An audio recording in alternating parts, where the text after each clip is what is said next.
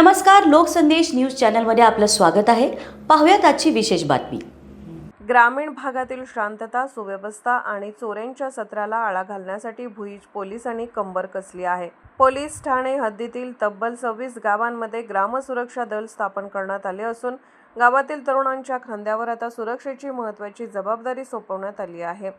मंगळवार दिनांक 10 मार्च 2026 रोजी भुईंज पोलीस ठाण्यात हद्दीतील पोलीस पाटलांची महत्त्वाची आढावा बैठक पार पडली। या बैठकीत गावोगावच्या तरुणांची ग्रामसुरक्षा दलासाठी निवड करण्यात आली असून त्यांना त्यांच्या कर्तव्याची आणि अधिकाराची माहिती देण्यात आली।